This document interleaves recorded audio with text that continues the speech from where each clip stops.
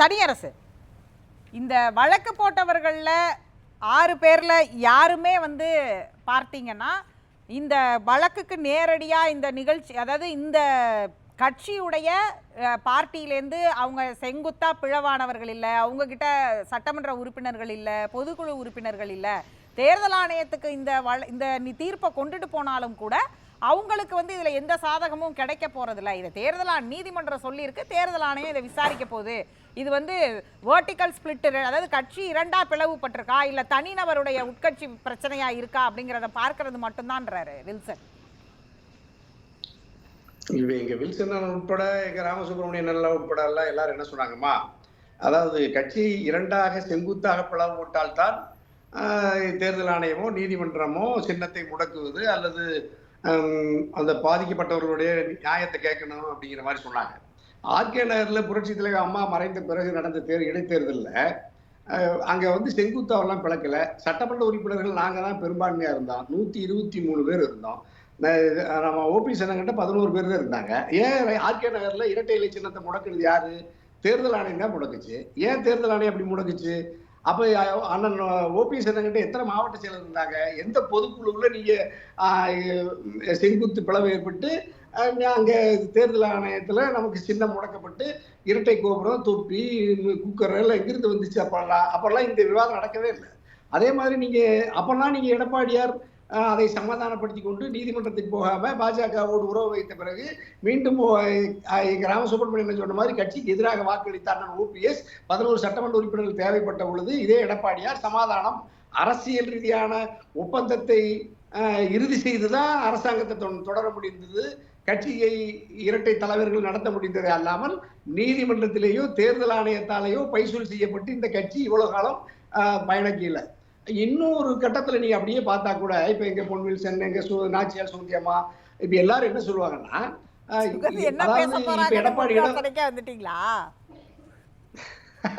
இல்லம்மா, அவங்க எல்லாம் என்ன நினைக்கிறாங்கன்னா, எடப்பாடியிடம் சின்னமும் கட்சியும் ஏகபோகமா வந்துருச்சுன்னா அதான இருக்குங்க.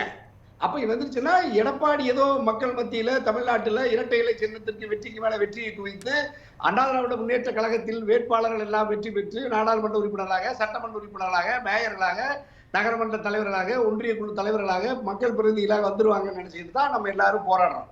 ஆனா நீங்க சட்டப்படி நீங்க ஒரு சில இடத்துல பொதுக்குழுல ஒரு குறிப்பிட்ட பேர் பெரும்பான்மை வைத்துக் கொண்டு கட்சியினுடைய மூல ஆதாரமாக இருந்து புரட்சி தலைவருக்கும் புரட்சி தலைவர் அம்மாவுக்கும் உயிராக இருந்து இந்த கட்சியை வாழ்நாளெல்லாம் உடனிருந்து தியாகம் செய்து வளர்த்தியவர்கள் எல்லாம் சின்னமாவையோ, டிடிவியோ, ஓபிஎஸ்ஓ, புகழேந்திரனோ, கேசிபியோ, இன்னும் இருக்கிற எல்லாவற்றையும் நீங்க விலக்கி வைத்து விட்டு உங்களுக்கு வேண்டியவர்களை வைத்துக் கொண்டு ஒரு பெரும்பான்மை பொதுக்குழுவை நீங்கள் ஒரு செயற்கையாக கட்டி அமைத்து தேர்தல் ஆணையத்துக்கு அனுப்புறீங்க, நீதிமன்றத்தில் வழக்காடுறீங்க. ஓரளவுக்கு வெற்றியும் தோல்வியும் மாறி மாறி வந்தது. வெற்றி நீதிமன்றத்தில் பெருமளவு எடப்பாடிக்கு வந்தது. ஆனால் மக்கள் மன்றத்தில் 100 விழுக்காடு தோற்றுக்கொண்டே வர்ற எடப்பாடிக்கு எதுக்கு இரட்டை இலை சின்னம்? அல்லது எதுக்கு இந்த பொதுக்குழு? அல்லது கட்சி ஒன்றுபட்டு இருப்பதனால் எடப்பாடி என்ன வலிமையை கூடுதலாக பெற்று விட்டார்? இன்னும் சொல்ல போனால் கட்சியிலிருந்து எடப்பாடியால் விலக்கப்பட்ட அண்ணன் ஓபிஎஸ் இரட்டை இலையை 3வது இடத்துக்கு தள்ளிவிட்டு டெபாசிட் வைப்பு தொகையை இழக்க செய்துவிட்டு அண்ணன் ஓபிஎஸ் சாதாரண ஒரு பலாப்பழ சின்னத்தில் புரட்சி தலைவர் அம்மா மீது இருந்த பற்று, கட்சியினுடைய ஒரு விசுவாசி என்பதனால் கிட்டத்தட்ட 3,50,000 இரட்டை இலைக்கு வாக்களித்தவர்கள் தான் பலாப்பழத்துக்கு வாக்களித்தார்கள். எடப்பாடியிடம் இருக்கிற இரட்டை இலையை தன்னுடைய கட்சிக்கே அல்லது எடப்பாடிக்கு எதிராக வாக்களித்து வெறும் 1,00,000 சம்திங் வாங்கி தோக்கடிக்கிறாங்க. அப்படின்னா நீங்க எடப்பாடியிடம் இந்த கட்சியோ அல்லது சின்னமோ இருந்தும் பயன் இல்லை. எடப்பாடி முதல்ல இந்த நீதிமன்றத்துக்கு போய் இந்த போராடுவது அல்லது எங்க வில்சன் எல்லாம் சொல்ற மாதிரி எல்லாம் கடுமையா போராடி நீதிமன்றம் கொடுத்துட்டா மட்டும் நீங்க வெற்றி பெற்றுட்டீங்களா? பொதுக்குழுவோ நீதிமன்றமோ உங்களுக்கு சாதகமா இருந்தது, ஒன்றிய பாஜக அரசு எடப்பாடிக்கு சாதகமா இருந்தது, தேர்தல் ஆணையம் உங்களுக்கு துணையாக இருந்தது, அப்பொழுதாவது நீங்கள் வெற்றி பெற்றீர்களா? இன்னும் சொல்ல போனால் பாஜகவே உங்களோட தேர்தல் ஆணையம் அவங்களுக்கு துணையா இருந்துச்சுன்னு எப்படி பார்க்க முடியும்? அப்படின்னா அவங்க தேர்தல் ஆணையத்துக்கு அதிகாரமே இல்லைன்னு இன்னைக்கு சொல்ல மாட்டாங்களே. ராமசுப்ரமணியன் சார், நேர தரேன். ஆமாமா, இப்ப நீங்க இரட்டை இலை சின்னத்தை ஈரோடு கிழக்குல தேர்தல் ஆணையம் அண்ணன் எடப்பாடி ஐயாவுக்கு தந்துச்சு இல்ல? எடப்பாடியாவை எல்லாரும் சந்தோஷமா பாஜக, அண்ணாமலை, எங்க ஓபிஎஸ் எல்லாம் விலகிக்கிட்டு ஒற்றை தலைமை, யாரும் தலையீடுல, எல்லா கிரீடமும் எடப்பாடியிடம் சூட்டப்பட்டு இரட்டை இலை சின்னத்தை தந்து களத்துக்கு போய் 24 மணி நேரம் பம்பரமா 15 நாட்கள் வேலை செய்தார். சாதாரண கை சின்னத்திடம் 67,000 வாக்கு வித்தியாசத்துல எடப்பாடி தோற்று போனார் கொங்கு மண்டலத்துல. அப்படின்னா உங்களுக்கு இந்த சின்னமே உங்களுக்கு பயன்படலையே. நீங்க எந்த சின்னத்துக்காக போராடுகிறீர்களோ, பாஜகவோட அதிமுகவின் எந்த தலைமை உங்களுக்கு வந்தால் இந்த கட்சியையும் 2 கோடி தொண்டர்களையும் நீங்கள் வழிநடத்துவீர்கள். தந்தை பெரியார், பேரறிஞர் அண்ணா, புரட்சி தலைவர், புரட்சி தலைவி அம்மா அவருடைய கௌரவத்தை, கண்ணியத்தை, தமிழ்நாட்டு மக்களுடைய இந்த சாதி மதம் அல்லது ஏழை எளிய உழைக்கும் மக்களின் பெருநம்பிக்கை பெற்றிருக்கிற இந்த மகத்தான அரசியல் கட்சியை நீங்கள் ஆட்சியறியறையில் அமர்த்துவீர்கள் என்றுதானே நீங்க இந்த பதவியை நோக்கி நகர்ந்தீங்க. அது நடந்துச்சா? நடக்கல. நீங்க கோட்பாட்டு தளத்திலேயே போய் தோற்று போனீர்கள். நாட்டு மக்களினுடைய ஆதரவில் இருந்து விலகிவிட்டீர்கள். இப்பொழுதுதான் நீதிமன்றம் தர்மத்துக்கு, எங்கள் அண்ணன் ஓபிஎஸ் ஐயா சொன்ன மாதிரி தர்மம் இப்பொழுதுதான் வென்றிருக்கிறது. இப்ப சூது தோற்றிருக்கிறது. ஆகவே எடப்பாடியார் இப்பொழுதாவது நீதிமன்றத்தில் இருந்து வெளியே வந்து இதுல தர்மம் என்ன வெற்றிருக்கிறது அவருக்கு? இப்ப நாளைக்கே சரி, இப்ப இந்த தீர்ப்பு வந்துருச்சு, அடுத்து ஓபிஎஸ்க்கு இதனால என்ன தர்மம் கிடைச்சிரும்? அவர் சொல்ற மாதிரி என்ன தர்மம் கிடைச்சிரும் அவர்கிட்ட? இப்ப நாளைக்கு இந்த தேர்தல் ஆணையம் ப்ரூஃப் பண்ண சொன்னுச்சுன்னா அவர் பொதுக்குழு செயற்குழு ஒண்ணு போட்டி பொதுக்குழு செயற்குழு கூட்டி அவர் ஒரு தீர்மானம் நிறைவேற்ற போகிறாரா, அல்லது அவர்கிட்ட சட்டமன்ற உறுப்பினர்கள் இருக்கிறாங்களா அப்படின்ற கேள்வி எல்லாம் வரும்ல. தனியரசுக்கு அது தெரியும் தானே. ஒருத்தருமே வேண்டியதில்லைமா. அம்மா ஒன்றும் இல்லைம்மா. இப்போ இன்னைக்கு ஆர்கே நகரில் மாதிரி புரட்சி தலைவர் புரட்சி தலைவர் அம்மாவும் ஜானகி அம்மாவும் அப்பொழுதும் நம்ம வீரப்பண்ணாங்கிட்டையும் ஜானகி அம்மாகிட்டையும் தான் 90 விழுக்காடு பேர் இருந்தாங்க நிர்வாகிகள். அப்பொழுதும் சின்ன முடக்கப்பட்டுச்சு.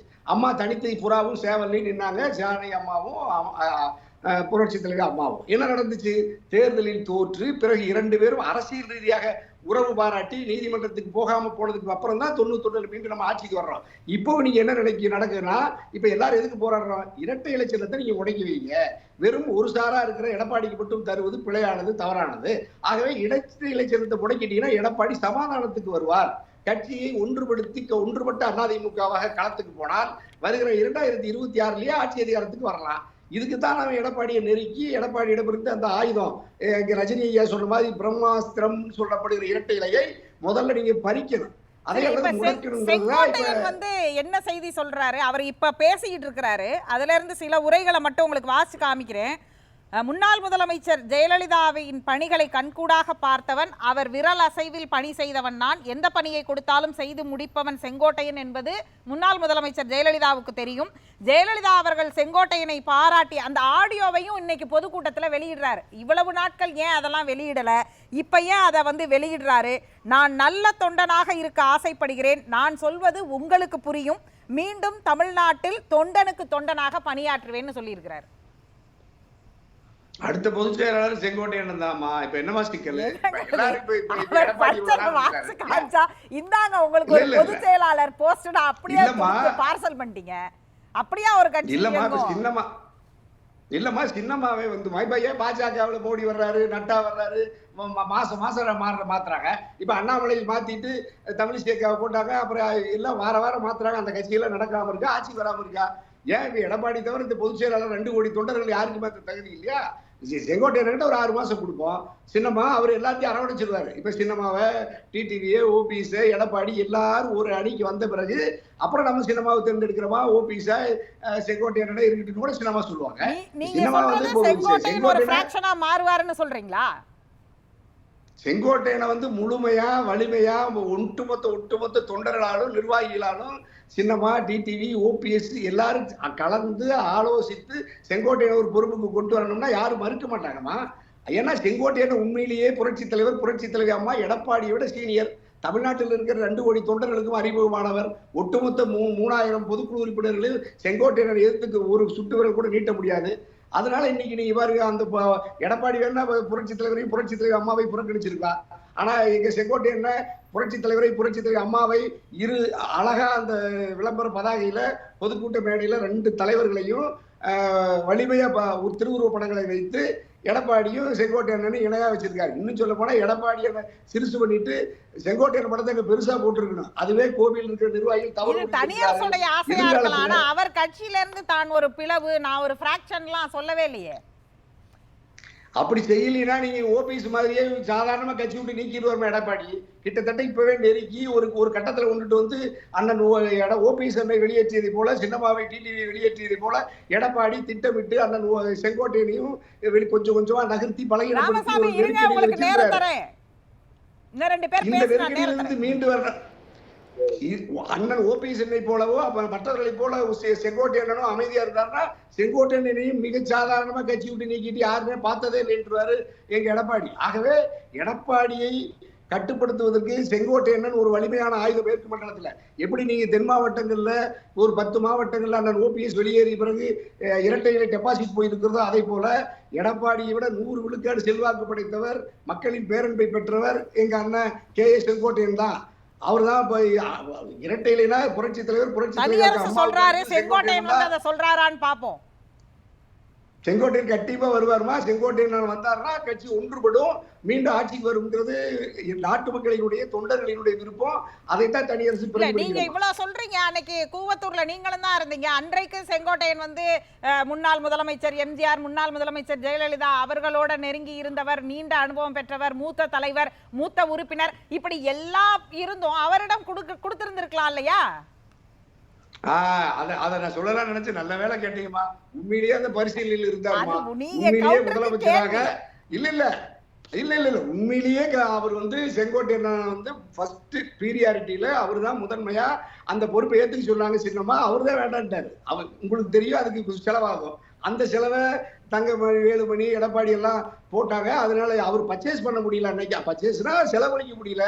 அதனால அண்ணன் செங்கோட்டையன் வேண்டான்னு சொல்லிட்டாரு. இல்லைன்னா செங்கோட்டையன் தான் அன்னைக்கு முதலமைச்சர், செங்கோட்டையன் தான் அடுத்த பொதுச் செயலாளர். இதுல என்னமா இருக்கு? அதனால செங்கோட்டையன் விரும்பினா நாளைக்கே எடப்பாடி அந்த பொறுப்பில் இருக்க முடியாது. மற்றவர்களை வெளியேற்றி பலகீனப்படுத்தியதை போல செங்கோட்டையனையும் எடப்பாடி பலகீனப்படுத்தி விடக்கூடாது. எங்க செங்கோட்டையனை எச்சரிக்கையா இருக்க வேண்டும். அல்லது கட்சியை காப்பாற்றுவதற்கு துணிந்து எடப்பாடியை எதிர்த்து கேள்வி கேட்டு தொண்டர்களின் உணர்வுகளை மதிப்பளித்து அனைவரையும் ஒன்றுபடுத்துவதற்கு எங்க செங்கோட்டையன் இந்த தருணத்திலாவது வெளியேறி களத்துக்கு வீரியமா துணிந்து வர வேண்டும் என்பதுதான் நாட்டு மக்களுடைய விருப்பம், அதிமுக தொண்டர்களுடைய விருப்பம், தனியரசுடைய விருப்பமும் அதாம்மா. பேசலாம்.